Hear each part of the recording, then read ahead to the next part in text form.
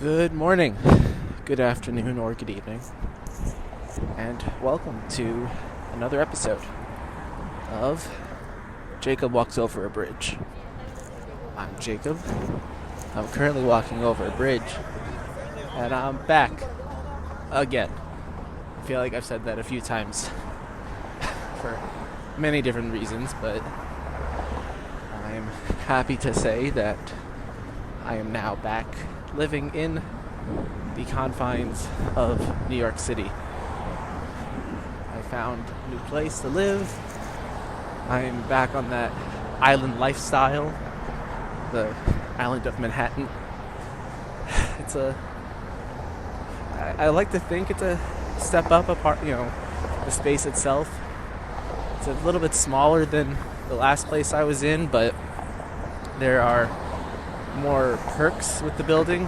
Namely, there's a doorman, which is very nice to have, and a laundry room, which is equally nice to have. No more lugging my laundry a quarter mile to a laundromat to pay $15 for a wash. It was never $15 unless I did the wash and fold, which that was across the street, and that's beside the point. That was what I was waiting for. There are still, there are plenty of apartments available, but the deals that I was looking at back when I was first looking in March, April, were a lot better than the prices I was seeing for apartments this go around, namely because people aren't as afraid of the pandemic as they used to be. And New York City is quote-unquote back now, so here we are.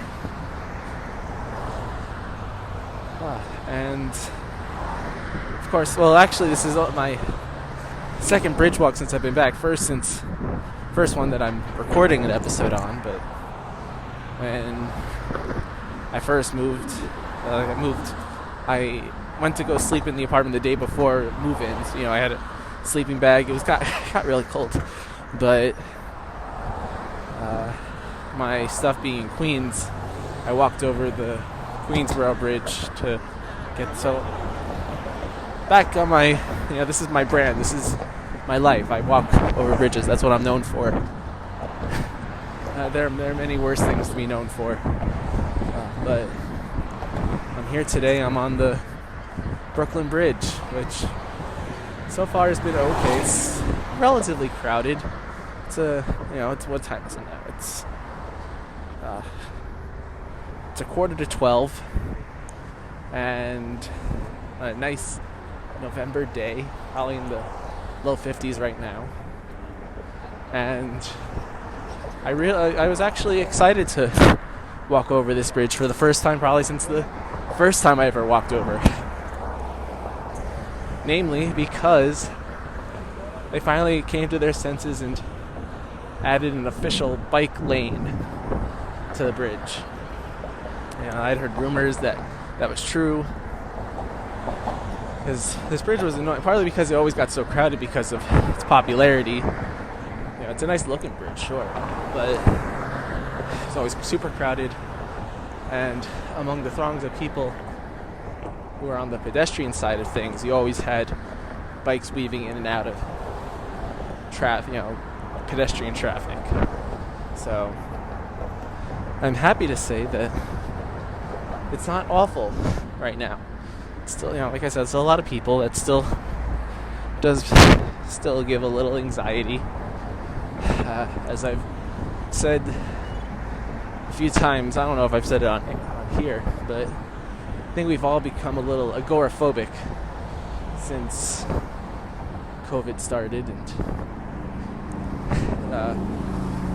while I'm not having a panic attack around all these people, I'm still more aware of it now than I might have been, maybe 2 years ago. It's hard to believe now, it's been a good year and a half at least since lockdown. And things that were once weird are becoming pretty normal, which is kind of scary to think about. Still, Yeah, there still are times that I struggle to get to get used to all this stuff. Like, working from home has actually gotten a little harder since it all began, because now I'm working with people who I've never actually met in real life, and the struggle to stay focused is more apparent. I'm stuck behind slow people. There are parts where the walkway narrows and with a lot of people, you get stuck in traffic. If I walk back, I'm going to walk around the Manhattan Bridge because this is still a lot. It's my fault for coming on a nice weekend day, the middle of the day. But I would be forever curious if I didn't try this.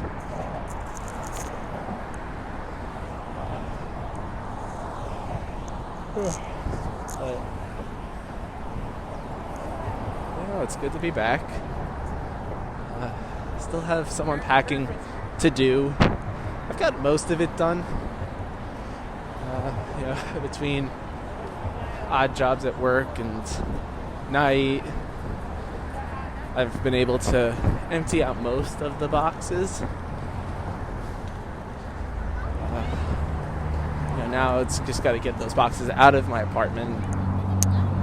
There's by the nice laundry room, which I've taken advantage of a couple of times already, washing things that I just kept putting off while I was in my other apartment because I didn't want to go to a laundromat. So already that's paying dividends. But that's where the recycling is, in the basement, along with the trash. But I've been breaking down boxes, stuffing them with other boxes. So it's been nice to get those out. So slowly but surely it's becoming more of a living space and less of a construction zone. Or not construction, I'm walking through a construction zone now. Maybe that's why that was top of mind. But I guess more of I don't know what you'd call it. It's more of a living space and less of a storage space. That would be the word, storage space.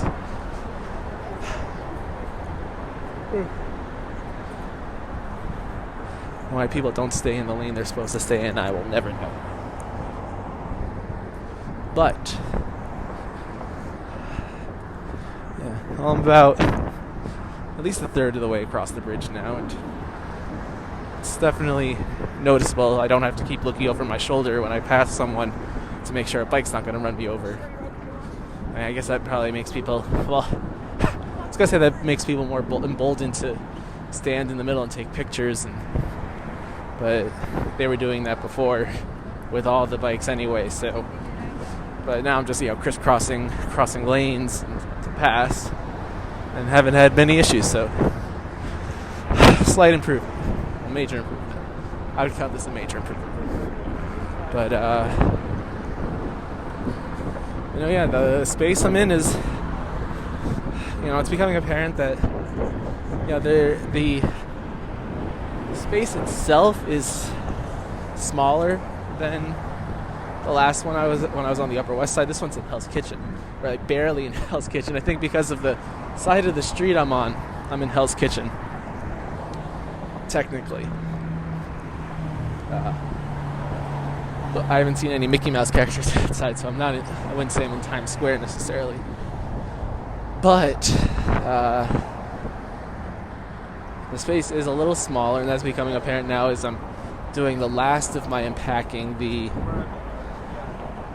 amount of stuff I have hasn't shrunk, but the amount of storage space has. So I'm being a little creative with how I'm storing things. I think it's all going to work out. I'm not going to have to, drop anything off at Goodwill or anything, but it's going to be a tight fit. And I don't buy that much stuff. A lot of the stuff I have is just the same stuff I've had since the beginning of my living in New York journey from, what was that now, more than 6 years ago. Hard to believe. Was it 6 years? No. 5.5, almost 6. Counting, math is hard. I was never a math person. Sound like someone almost fell. They were walking backwards for a shot. Serves them right. But also, something that is getting used to again in at least this old New York apartment is the steam heat. How I guess I've become very sensitive to the dry air. I would never, I guess, there was a time I was thinking, I could do California, but I don't know if I would be able to deal with that dry heat. Or the dry anything for that matter. I don't know if having the way the steam heat works exacerbates the issue, but man, it's rough, Well, it's thirsty, something to get used to, and I feel like dehydrated, and I don't know. I've considered, and maybe this will be the year I'll get or borrow my parents' humidifier to throw water back into the air. That was one of the reasons why I was kind of excited with my last apartment to do a winter there, because they had a central air system that did cool air and heat. So it would have been fun to see how that would have worked for a year. But alas, that's not to be. But the fun thing about New York City apartments is originally with the way that the steam heat works is that it's supposed to be so hot, you're supposed to be able to open a window.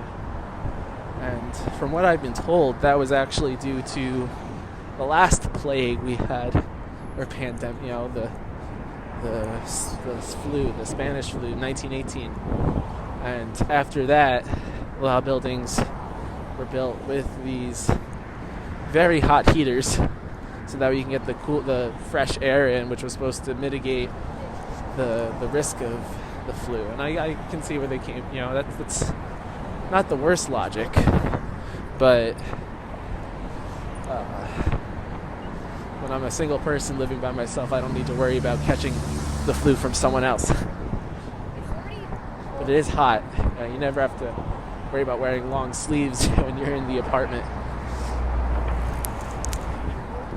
That's New York City in the winter.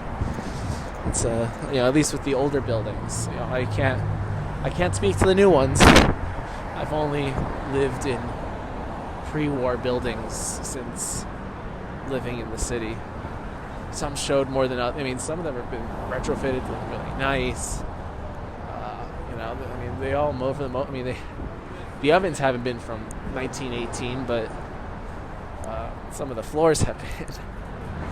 That was pretty clear in that first apartment I was in, where you had to be careful where you walked, because one wrong step and you could have stepped on that one floorboard that would send you down to the basement. Oh, sorry, yawning. But I don't know if the heat's affecting my sleep or not. Probably is. I hope, it's just something to get used to. It takes me a little while sometimes to get used to the changing seasons. Like when summertime came, oh man, the heat was getting to me a lot. Aside from the fact that I, especially doing these walks, but I'll sweat a fair bit and to get used to that, but also just sitting out in the heat for so long, it was getting to me. I was getting, not heat stroke necessarily, but just, affected by it. Headaches and not woozy, but, just general uncomfortable.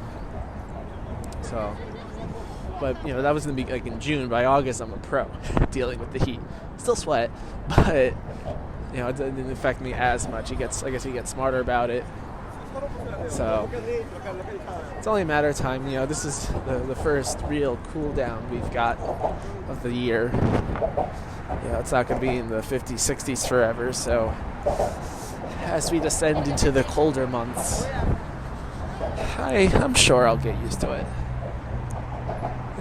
But I'm already on, before I know it, I'm already on the Brooklyn side.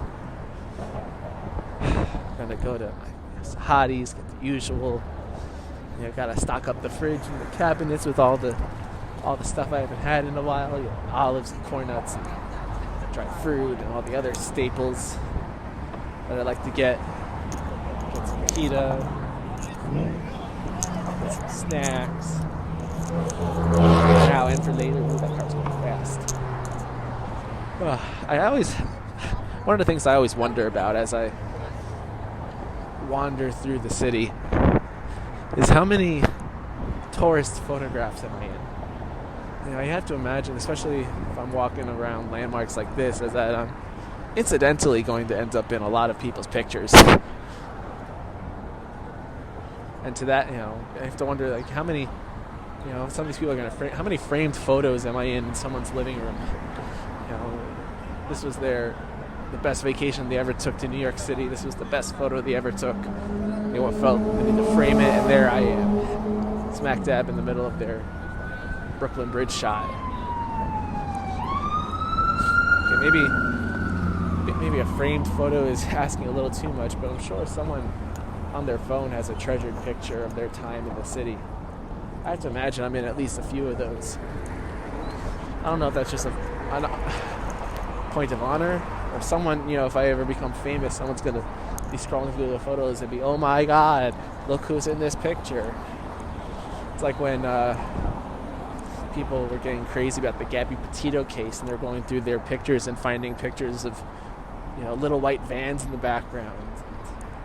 Hopefully my notoriety won't reach that level, but someone's going to find out that they were in a shot with someone famous. Me. I'm the famous person. Yeah. But it's nice to know my walking endurance hasn't waned to my time away. I don't know what I'm at now. Let's see. No.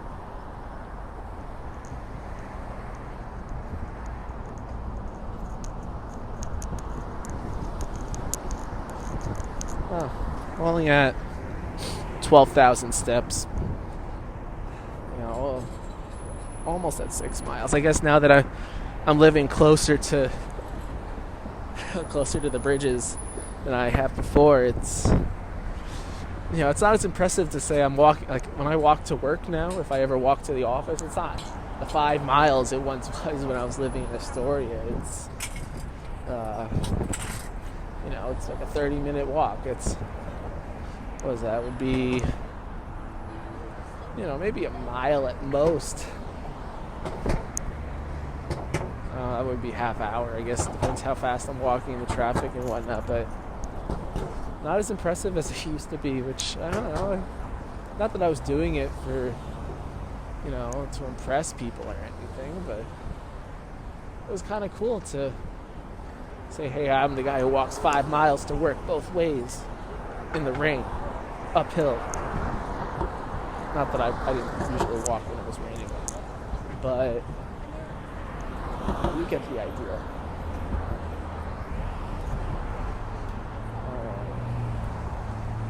I'm trying to remember the best way to. I think it's like a fork in the road which I think used to be where the bikes and.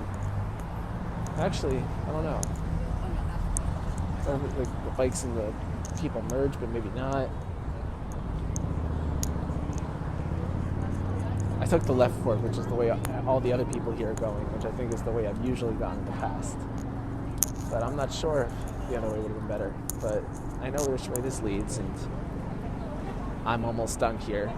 So I'm going to sign off. That was walked around here faster than I thought I would. I guess it's not the longest bridge. I had a good time talking. Glad we were able to do this again. I don't know how many more times this season I'll do one of these walks. Depends how I feel and what the weather's like. I'm not, once it gets to the 30s, it's kind of hard. But I think I'm gonna sign off with my usual good day and good night.